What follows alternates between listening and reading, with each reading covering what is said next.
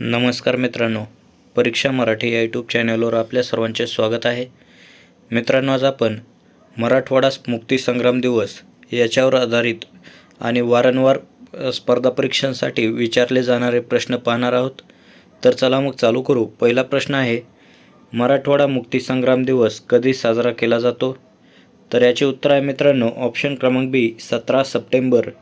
17 September या दिवशी मराठवाडा मुक्तीसंग्राम दिवस साजरा केला जातो. पुढचा प्रश्न, मराठवाडा कोणत्या संस्थानातून मुक्त झाला? तर याचे उत्तर आहे मित्रांनो हैदराबाद. ऑप्शन क्रमांक बी, हैदराबाद संस्थानातून मराठवाडा मुक्त झाला होता. पुढचा प्रश्न, हैदराबाद संस्थान भारतात कोणत्या लष्करी कारवाईद्वारे विलीन झाले?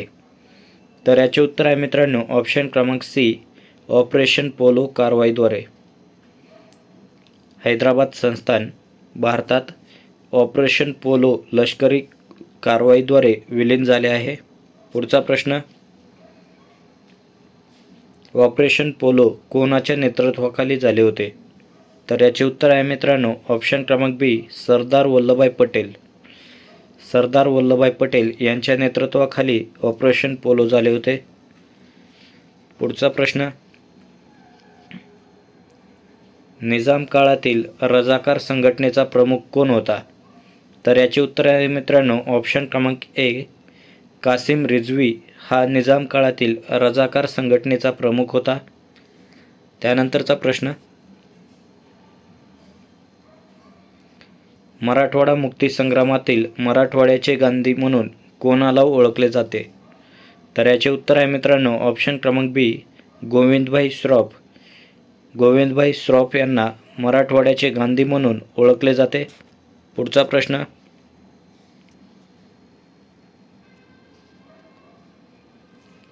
निजाम भारतात विलीन होण्यास कोणत्या तारखेला तयार झाला होता? तर याचे उत्तर आहे मित्रांनो 17 सप्टेंबर 1948. 17 सप्टेंबर 1948ला निजाम भारतात विलीन होण्यास तयार झाला होता. पुढचा प्रश्न, मराठवाडा मुक्तीसंग्रामाची 75वी जयंती कोणत्या वर्षी साजरी झाली? तर याचे उत्तर आहे मित्रांनो ऑप्शन क्रमांक सी, 2023 मध्ये. 2023 मध्ये मराठवाडा मुक्तीसंग्रामची 75वी जयंती साजरी झाली होती. पुढचा प्रश्न,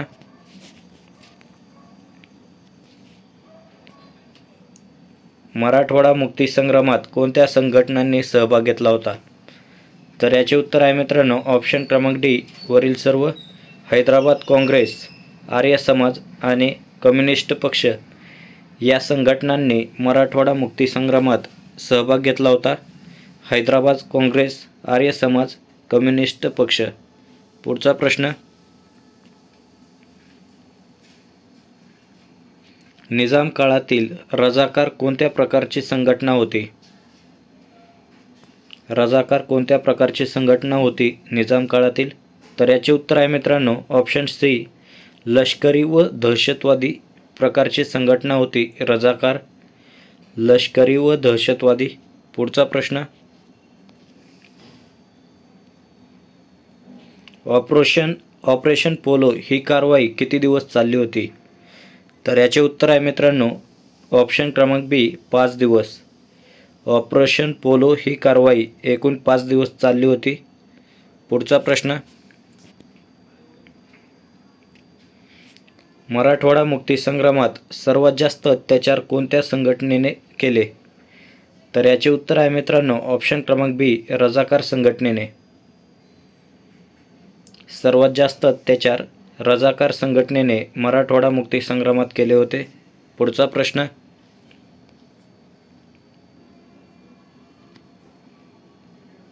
मराठवाडा मुक्तीसंग्राम दिन महाराष्ट्र सरकार कशा स्वरूपात साजरा करते? तर याचे उत्तर आहे मित्रांनो ऑप्शन क्रमांक बी, शासकीय ध्वजारोहण. शासकीय ध्वजारोहण या प्रकारे मराठवाडा मुक्तीसंग्राम दिन साजरा केला जातो. पुढचा प्रश्न,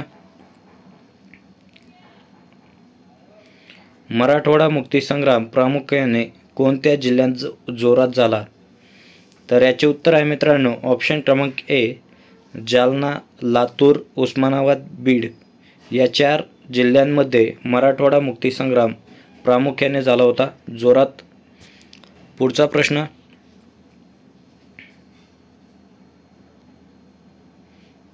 हैदराबाद संस्थान भारतात विलीन होण्यापूर्वी भारत सरकारमध्ये गृहमंत्री कोण होते? तर याचे उत्तर आहे मित्रांनो ऑप्शन क्रमांक बी सरदार वल्लभभाई पटेल हे गृहमंत्री होते. पुढचा प्रश्न, मराठवाडा मुक्तीसंग्राम यावेळी निजामाचे मुख्यालय कोठे होते? मराठवाडा मुक्तीसंग्रामावेळी निजामाचे मुख्यालय कोठे होते? तर याचे उत्तर आहे मित्रांनो ऑप्शन क्रमांक बी हैदराबादमध्ये. पुढचा प्रश्न, मराठवाडा मुक्तीसंग्रामात सर्वाधिक हुतात्मे कोणत्या जिल्ह्यात झाले? तर याचे उत्तर आहे मित्रांनो ऑप्शन क्रमांक ए परभणी जिल्ह्यात सर्वाधिक हुतात्मे झाले. पुढचा प्रश्न, मराठवाड्यातील स्वातंत्र्य सैनिक गोविंदभाई श्रॉफ मूळ कुठले होते? तर याचे उत्तर आहे मित्रांनो ऑप्शन क्रमांक ए लातूरचे होते. गोविंदभाई श्रॉफ हे मूळ लातूरचे होते. पुढचा प्रश्न, हैदराबाद स्टेट काँग्रेसची स्थापना कोणत्या वर्षी झाली? तर याचे उत्तर आहे मित्रांनो 1938मध्ये. 1938मध्ये हैदराबाद स्टेट काँग्रेसची स्थापना झाली. पुढचा प्रश्न, निजामाच्या सैन्याची एकूण ताकद किती होती? तर याचे उत्तर आहे मित्रांनो ऑप्शन क्रमांक बी 24,000. निजामाच्या सैन्याची एकूण ताकद 24,000 होती. त्यानंतरचा प्रश्न, निजामाच्या कैदेत राहून मराठवाड्याच्या मुक्तीसाठी लढा देणारे नेते कोण होते? तर याचे उत्तर आहे मित्रांनो ऑप्शन क्रमांक ए गोविंदभाई श्रॉफ. निजामाच्या कैदेत राहून मराठवाड्याच्या मुक्तीसाठी लढा देणारे नेते गोविंदभाई श्रॉफ ऑप्शन क्रमांक ए. पुढचा प्रश्न, ऑपरेशन पोलो आणखी कोणते नाव दिले गेले आहे? ऑपरेशन पोलोला आणखी कोणते नाव दिले गेले आहे? तर याचे उत्तर आहे मित्रांनो ऑप्शन क्रमांक ए पोलीस ॲक्शन. ऑपरेशन पोलो यालाच पोलीस ॲक्शन देखील म्हणतात. पुढचा प्रश्न,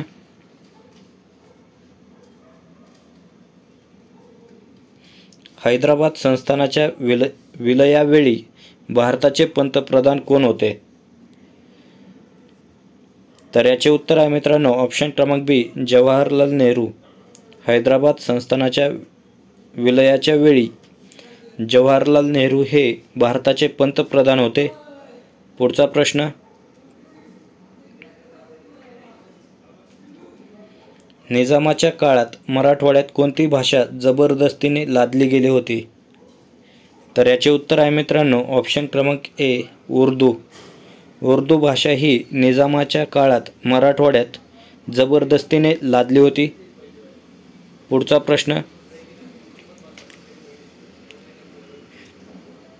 निजामाच्या काळात मराठवाड्यातील शाळांमध्ये मराठी शिकण्यावर बंदी होती का? तर याचे उत्तर आहे मित्रांनो ऑप्शन ए होय, मराठी शिकण्यावर बंदी होती. पुढचा प्रश्न,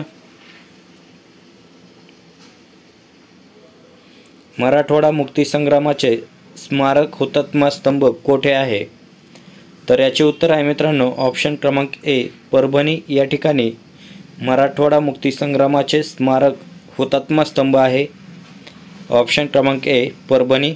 पुढचा प्रश्न,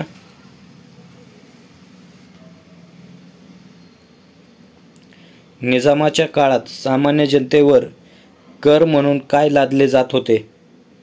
तर याचे उत्तर आहे मित्रांनो ऑप्शन क्रमांक बी मलकाना कर.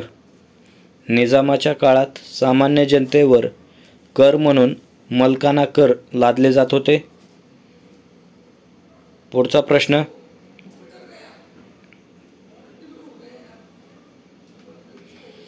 मराठवाड्यातील मुक्ती संग्रामानंतर भारतीय सैन्याने हैदराबादवर ताबा किती दिवसात मिळवला? तर याचे उत्तर आहे मित्रांनो ऑप्शन क्रमांक बी 5 दिवस. मराठवाड्यातील मुक्ती संग्रामानंतर भारतीय सैन्याने हैदराबादवर ताबा 5 दिवसानंतर मिळवला होता. पुढचा प्रश्न